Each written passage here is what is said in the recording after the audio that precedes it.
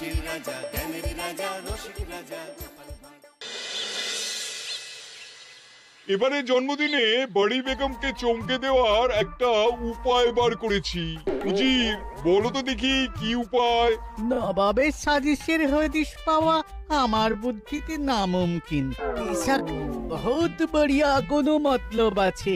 এবারে বেগমের জন্মদিনে বিরাট একটা উৎসব করব। সারা দেশ থেকে মহান মহান অতিথিদের নিয়ে আসা হবে। দুনিয়ার সেরা সেরা খাবার, সেরা সেরা গাইয়ে, সেরা সেরা বাজিয়ে, সেরা সেরা নাচিয়ে রাতকে দিন করে দেবে এমন রোশনাই। রেস্ট নাই। কি বললে? বহুত বড়িয়া আপনার সোচ, লেকিন মাফ করবেন হুজুর, রাজকোষের অবস্থা খুবই খারাপ। উৎসব করার মতো তো রেস্ট নাই জাহাপানা। কোনো কথা শুনতে চাই না। আমি হলাম গিয়ে বাংলার নবাব। আমি আনন্দ হই হুল্লোড় করবো না তো কে আর করবে? একদম ঠিক জাহাপানা, কিন্তু কর বসিয়ে টাকা তোলো। সব কিছুতেই কর বসানো আছে জাহাপানা। হাসি কান্না ছাড়া আর কোনো কিছুতেই কর বসানো যে বাকি নেই। তার ওপরেই কর বসাও। হাসি কান্নার ওপর কর? না, শীতকাল আসছে, বসাও বসাও কর হাঁচির ওপর। হ্যাঁ, হাতির ওপর কর? বসাও। ওরকম মুখ করে আছো কেন? যদি না পারো তো বলে দাও, আমি অন্য উজির নিয়োগ করব। আমি আজই ঘোষণা করে দিচ্ছি, এবার থেকে হাতির ওপর কর দিতে হবে। হ্যাঁ, তো জানাব, এতে প্রজারা যদি ক্ষুব্ধ হয়? আরে বাবা, প্রজাদের কাজই তো মাঝে মাঝে ক্ষুব্ধ হওয়া। তা ঠিক হুজুর। আমাকে কদর করে এমন কিছু সন্ডা আছে, তাদেরকে কাজে লাগাতে হবে। বহুত খুব জাহাপানা। তাহলে হাঁচি গোনার লোকের ব্যবস্থা করে নি। ওই সন্ডারাই হাঁচি গুনবে। ওদের স্বেচ্ছাসেবক হিসেবে নিয়োগ করো। বহুত খুব জাহাপানা। সব জায়গায় লোক পাঠাতে শুরু করো। তবে কৃষ্ণনগরে বেছে বেছে লোক পাঠাবে। আর মনে রেখো, ওখানে গোপাল আছে।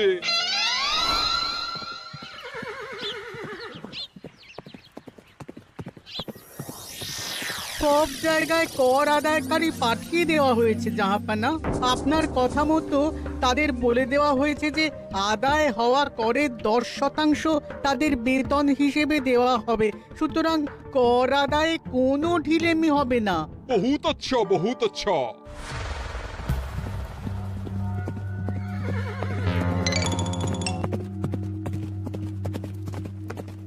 হ্যাঁ, তুমি ঠিক পড়েছো তো মন্ত্রী? হাঁচির উপরে কর? বলেন তো, আর একবার পড়ছি মহারাজ। আসলে এটা নবাবই মশকরা। আমাদের নবাব যে খুবই রসিক মানুষ তা তো আমরা দেখেছি। বারবার কৃষ্ণনগরের সঙ্গে রসিকতা করতে গিয়ে হাঁড়ি ফেটে রস একেবারে মাখামাখি হয়েছে, আর সারা গায়ে পিঁপড়ে ধরেছে। মশকরা নয়, একদম সত্যি কথা। হাঁচির উপরে কর বসানো হয়েছে, আর আমরা হলাম নবাবের খাস হাঁচি গোনার দল। আমরা এই কৃষ্ণনগরে থিতু হয়ে বসলাম বটে। এবারে হাঁচি গুনবো আর মোহর আদায় করব। গোপাল, তুমি কি বলো? সর্দার, তোমাদের এখানে আসা একেবারেই লোকসান হয়েছে। কেন মশাই? আচ্ছা, আপনি গোপাল? না না, আপনার কোনো কথাই শুনবো না। আমাদের পই পই করে বলে দেওয়া হয়েছে, গোপাল হইতে সাবধান। সর্দার, আমি তোমাকে সাবধান হতেই বলছিলাম। হাঁচি ধরতে গেলে তোমাদের খুব সতর্ক থাকতে হবে, কারণ এই কৃষ্ণনগরের বাসিন্দাদের শরীর স্বাস্থ্য এত ভালো যে এখানে কেউ হাঁচে না, কাশে না, ঢেকুর তোলে না, ইয়ে করে না। বলেন কি মশাই? এটা তো নবাবকে জানাতে হচ্ছে। যাও যাও, এক্ষুনি মুর্শিদাবাদে ফিরে গিয়ে নবাবকে জানাও। ওরে, কেউ এদের যাওয়ার ব্যবস্থা করে দে। ওই তো হেঁচেছে। হাসি এক, পুরো এক মোহর। হাঁচি দুই, দুই মোহর। আরে, এটা তো হাঁচির বাচ্চা, এটা তো ধরলে চলবে না। কেন? হাঁচি হলেই তো হলো। কি করব সর্দার? লিখবো? দেখ, একবার গুনে যখন ফেলেছি পুরো ছাড়তে পারবো না। আধমোহর লেখ। এটা কাশি, কাশিতে কোনো করের কথা নেই। ওরে লেখ লেখ লেখ লেখ লেখ। হাঁচি তিন, পুরো 1 মোহর। হাঁচি হাঁচি 4,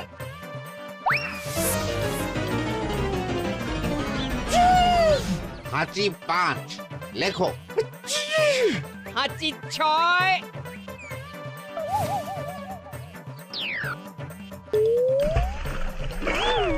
যা ঝাঁকি রে, শুনেছিলাম কৃষ্ণনগরের মন্ত্রীটা মাথা মোটা, প্রমাণ হয়ে গেল। জল থেকে উঠবে যখন ঠান্ডা লেগে হাঁচি তো আরো বাড়বে। জলে বুড়বুড়ি উঠছে, বেটা জলের তলায় তলায় হাঁচছে। হাঁচি 7, এখনো তো ফিরলো না, বেলা গড়িয়ে দুপুর হয়ে গেল। ভাববেন না রাজামশাই, আমরা যারা যারা এখানে এসেছি সবাই ধড়িবাজ লোক। মন্ত্রীর হাঁচি নিংড়ে নিয়ে ফিরবে। ছি ছি ছি ছি ছি ছি ছি ছি ছি। কি হলো গোপাল? আমরা কৃষ্ণনগরের প্রবাদ প্রতিম আতিথেয়তার অসম্মান করেছি মহারাজ। কেন? কিভাবে? কখন? এখন মহারাজ, এখন এনারা সেই সুদূর মুর্শিদাবাদ থেকে এসেছেন, আর আমরা এতক্ষণ শুধু অন্য কথাই বলে চলেছি, এনাদের আপ্যায়নের ব্যবস্থা করিনি। তাই তো। মহারাজ, আপনি ব্যস্ত হবেন না। এই কে আছো? শোনো, এদের রাজ অতিথিশালাতে থাকার বিশেষ ব্যবস্থা করো। এদের খাবার যাবে মহারাজের পাকশাল থেকে। এদের সব সুবিধে অসুবিধে দেখার জন্য দাস দাসী নিযুক্ত থাকবে। এই চলো হে চলো। আরে দাঁড়াও সর্দার, হ্যাঁ বলুন। তোমাদের তো আবার গোপালের কথা শোনা বারণ। আমার ব্যবস্থায় বোধহয় তোমরা থাকবে না। বাদ দিন তো, আসলে ভয় ছিল আপনার বুদ্ধিকে, আর ভয় নেই। কেমন আগু পিছু বিচার না করেই বলে ফেললেন এখানে কেউ হাঁচে না। বুঝে গেছি, আসলে গোপাল হলো গল্প। চলো হে চলো, ও বড্ড খিদে পেয়েছে। প্রহরী, এই সর্দারের দলের বাকি লোকগুলো এলে এদেরকেও অতিথিশালায় নিয়ে যেও। হ্যাঁ, আচ্ছা। এ কি গোপাল, এই রক্তচোষাগুলোর জন্য তুমি রাজনিবাস আর রাজভোগের ব্যবস্থা করে দিলে? গোপাল কার পক্ষে মহারাজ? এতক্ষণ গোপালের সব কাজ তো কৃষ্ণনগরের বিপক্ষে গেল। বটেই তো, আমি মনে মনে গণনা করে দেখলাম গোপালের শুল যোগ শুরু হয়েছে। আগামী 1 যুগ ধরে গোপাল যেখানে থাকবে সেখানে রাহুর প্রকোপে দুঃখ দারিদ্র মহামারী একসঙ্গে এসে ধরা পড়বে। মহারাজ, গোপাল কখনো কৃষ্ণনগরের খারাপ ভাবেনি। সে যখন ওই রক্তচোষাদের রাজভোগে রাখার ব্যবস্থা করেছে, তখন বুঝতে হবে এর মধ্যে একটা ঘোরতর পেঁচ আছে। গোপালই তাহলে বলুক, কি পেঁচ? মহারাজ, মানুষ বিলাসের সুযোগ পেলে কাজ ভুলে বিলাসেই ডুবে থাকে। কত সম্রাট মহাসম্রাট বিলাসিতায় ডুবে কত সাম্রাজ্য মহাসাম্রাজ্য ভেঙে টুকরো করেছে। এরা তো নবাবের পাঠানো কিছু মূর্খ বালক মাত্র মহারাজ। এদের রাজভোগে ডুবিয়ে দিলে হাঁচির কথা কি এদের মনে থাকবে?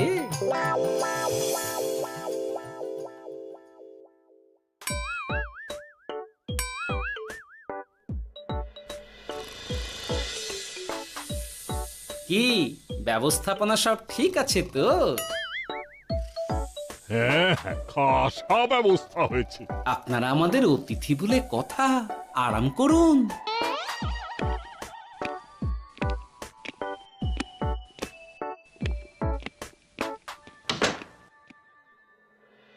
বিজ্ঞানী, তোমার এই দুমুখ আয়না আবিষ্কার তোমার জীবনের সেরা কাজ।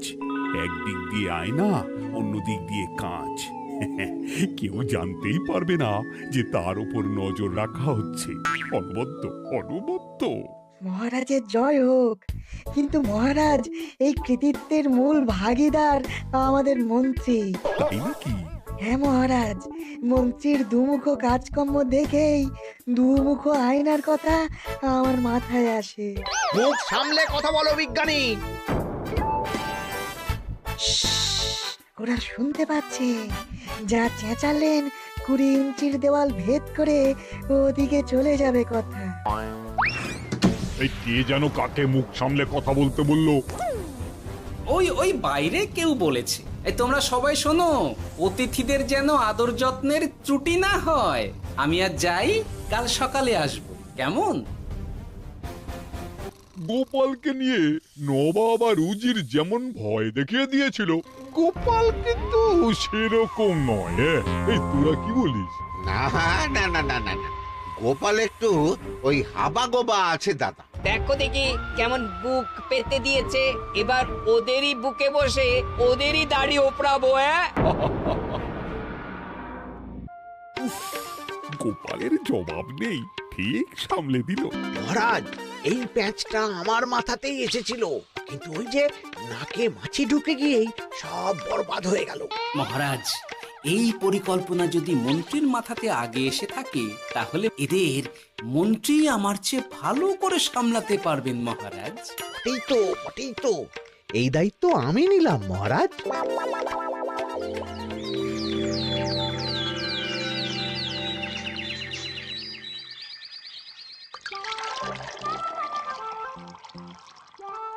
আহা, সকালে ঘুম থেকে উঠে এই রকম বেলের পানা যেন স্বর্গের অমৃত।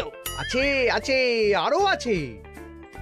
পানীয়, খাদ্য, আরাম, আয়েশ, যত চাও তত পাবে। এ কি, আপনি গোপাল কোথায়?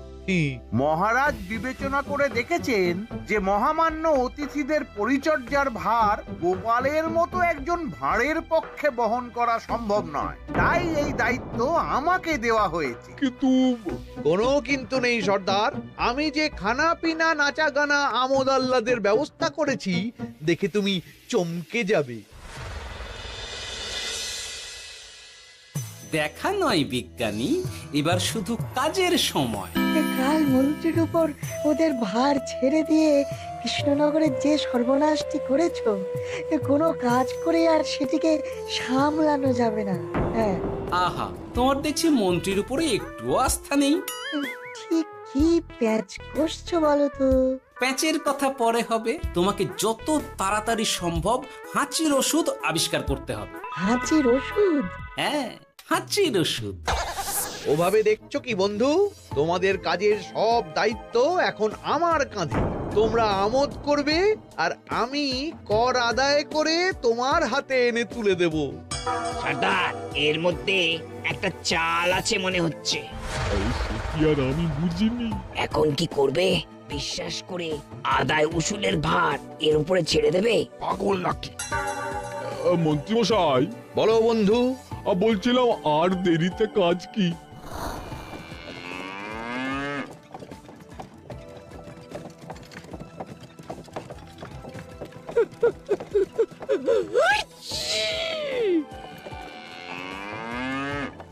মন্ত্রী, লেখো হাঁচি এক। ওহে, তোমার নাম কি? মন্ত্রেশ্বর হুজুরি আগে। লিখুন মন্ত্রী মশাই, নাম লিখুন। ওহে মন্তেশ্বর, হাঁচি কর, এক মোহর ছাড়ো দেখিনি। হাঁচি দুই। আরে যাও, দৌড়ে গিয়ে দু মোহর আদায় করে আনো। রে, তোরা সব কৃষ্ণনগরের কোণে কোণে ছড়িয়ে পড় দেখি, একটা হাঁচিও যেন বাদ না পড়ে। হ্যাঁ,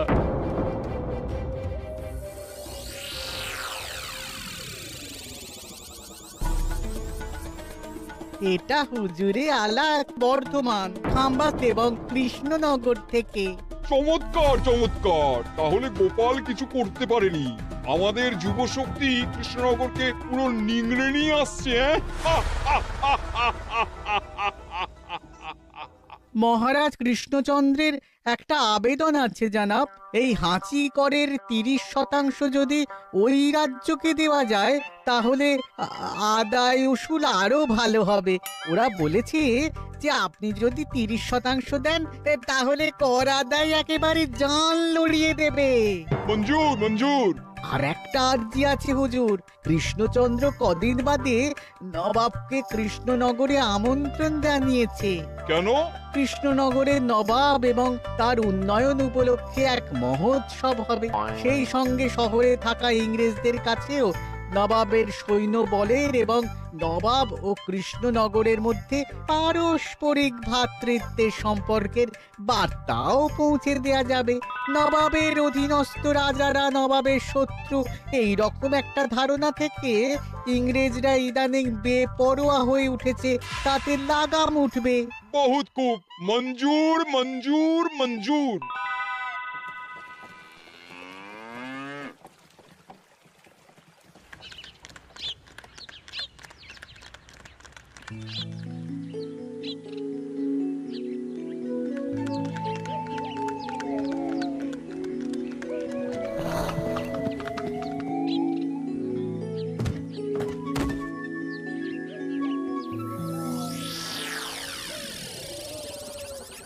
কি ব্যাপার গোপাল?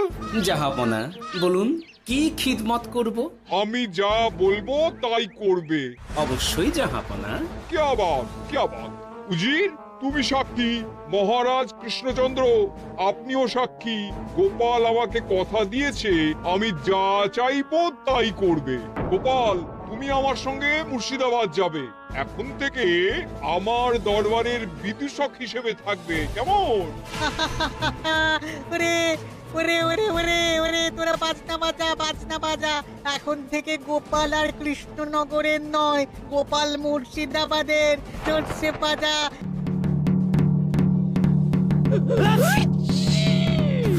কি হলো? হুজুর, মনে হচ্ছে আপনার সৈন্যদল হাঁটছে। হ্যাঁ? হুজুর, হাঁচিগড়ের বন্যা, সব সৈন্য 10-12টা করে হেঁচে ফেলেছে। মানে প্রচুর মোহর হয়ে গেছে আর বাড়ছে। আমার হাঁচি গোনার দল একটা হাঁচিও বাদ দেবে না। মোহর রাখার জন্য নতুন পোশাকখানা বানাতে হবে হুজুর। সর্দার, আমাদের হাঁচিগুলো কি খুলবো? হ্যাঁ, নিশ্চয়ই। একটা হাঁচিও যেন বাদ না পড়ে। চলুন হুজুর, আমরা এখানে দাঁড়িয়ে থেকে আর কি করব? ওরা হাঁচুক আর হাঁচি গুনুক। চলুন নবাব বাহাদুর, আপনার জন্য কৃষ্ণনগরের রাজাতিথ্য অপেক্ষা করছে। হুজুর, আমার মনে হয় আমাদের কৃষ্ণনগরে এখন আর দেরি করা উচিত হবে না। আমরা সোজা শহরের দিকে রওনা হয়ে যাই। শহরের ইংরেজদের শিক্ষা দিয়ে ফেরার পথে আমরা কৃষ্ণনগরের আতিথ্য গ্রহণ করব। সে কি? মহারাজ, নবাবের মতো কর্তব্যপরায়ণ ইনসানকে তার কর্তব্য পালনে বাধা দেবেন না। আমরা ওনার শহর থেকে ফেরার অপেক্ষায় থাকব। ঠিক, আমার এক্ষুনি শহরে যাওয়ার দরকার। ইংরেজরা সব নিয়ম কানুন ভেঙে চুরে যা ইচ্ছে তাই করতে আরম্ভ করেছে। উচিত সৈন্যদের ডাক দাও, চলো রওনা হই। কিন্তু জাহাপনা, আপনার সৈন্যদের থেকে পাওনা মোহরগুলো এতক্ষণে যা হেঁচেছে, লাখখানেক মোহর তো হয়েই গেছে। ওটা আমরা নিজেদের মধ্যে বুঝে নেব। কিন্তু ওই করের 30% যে কৃষ্ণনগরের পাওনা। পেয়ে যাবে। শহর থেকে ফিরি। আরেকটা কথা, হাঁচি কর ব্যবস্থা এখন থেকে উঠে গেল।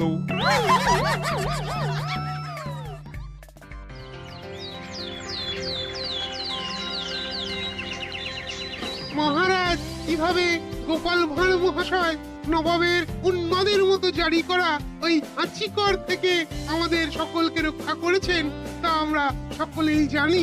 খাম্বাজের তরফ থেকে তাই গোপালকে সামান্য উপহার।